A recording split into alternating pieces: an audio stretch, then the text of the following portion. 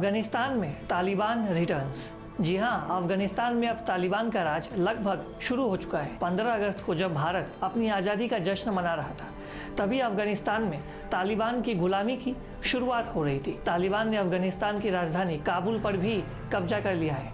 हालात ऐसे हैं कि खुद अफगानिस्तान के राष्ट्रपति देश छोड़कर भाग निकले हैं। अफगानिस्तान से इस वक्त हर व्यक्ति भागना चाहता है, मगर ये तालिबान है कौन? आप भी सोच रहे होंगे। बात 1989 की है, जब अफगानिस्तान पर सोवियत यूनियन का कब्जा हुआ करता था। इसी दौरान अमेरिका ने सोवियत यूनियन को अफगानिस्तान से बाहर निकालने के लिए एक मुजाहिदीन फोर्स का गठन किया था। इन मुजाहिदीन फोर्स को अमेरिका ने हथियार और पैसा दिया था और पाकिस्तान की सेना ने इन्हें ट्रेनिंग भी दिया था। आखिरकार वर्ष 1989 में सोवियत यूनियन को अफगानिस्तान छोड़ना पड़ा। इसी मुजाहिदीन फोर्स का कमांडर था पश्तून आदिवासी समुदाय का मुल्ला मोहम्मद उमर। इसी उमर ने आगे चलकर तालिबान की स्थापना की।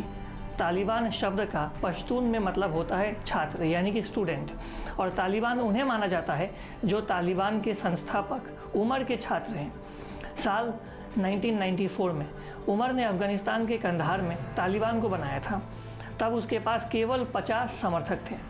तालिबान का मकसद था कि अफगानिस्तान में सोवियत यूनियन के वापस जाने के बाद जो सिविल वार छिड़ी हुई थी, उससे अफगानिस्तान को बचाना और अफगानिस्तान को विकास और शांति के रास्ते पर लाना। साल 1998 तक करीब 90% अफगानिस्तान पर तालिबान का कब्जा हो चुका था।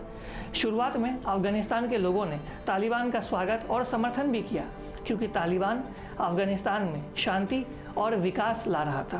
फिर धीरे धीरे तालिबान अफगानिस्तान में कई कड़े इस्लामिक कानूनों को लागू करने लगा, जैसे कि लड़कियों को स्कूल जाने से मना कर दिया गया, महिलाओं पर बुर्का पहनने का दबाव बनाया जाने लगा, लोगों को म्यूज़िक सुनने और फिल्म देखने पर भी पूरी तरीके से बैन लगा दिया गया। मगर तालिबान के लिए मुश्किल तब बढ़ गई जब उसने आतंकवादी ओसामा बिन लादेन को अफगानिस्तान में पनाह दी। इसी दौरान लादेन ने अमेरिका की 9/11 अटैक की प्लानिंग की थी।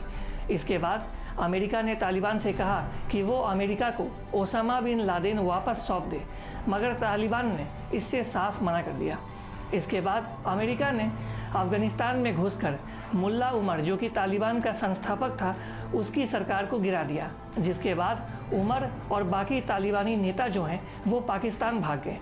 अमेरिका का मकसद था कि अफगानिस्तान में ओसामा बिन लादेन को पकड़ना। हालांकि 2 मई 2011 को लादेन पाकिस्तान में मारा गया।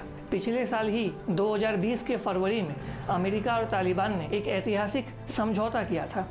इसके तहत अमेरिका सेना को 14 महीने के भीतर अफगानिस्तान को छोड़ना था और इसी के तहत अमेरिका की सेना ने अफगानिस्तान छोड़ना चालू कर दिया, जिसके बाद तालिबान अफगानिस्तान पर कब्जा करता गया और आज पूरा अफगानिस्तान तालिबान के कब्जे में आ चुका है और फिर से एक बार अफगानिस्तान में तालिबानी राज शुरू होने वाला है।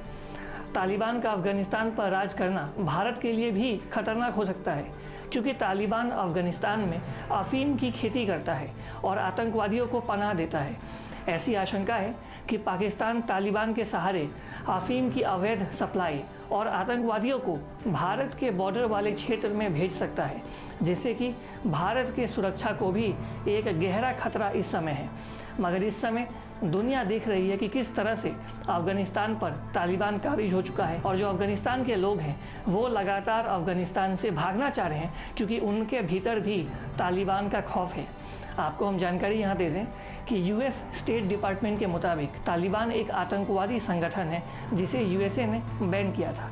मगर अब यही तालिबान अफगानिस्तान की सत्ता पर काबिज हो चुका है, जो कि न केवल पड़ोसी देशों के लिए बल्कि पूरी दुनिया की शांति के लिए भी एक खतरा है। और अधिक खबरों के लिए लगातार देखते रहिए ईस्ट न्यूज़। हमारे फेसबुक, यूट्यूब, इंस्टाग्राम पेज को लाइक करें, शेयर करें और सब्सक्राइब करें। तब तक के लिए धन्यवाद। Thanks for watching. Please subscribe and hit the bell icon.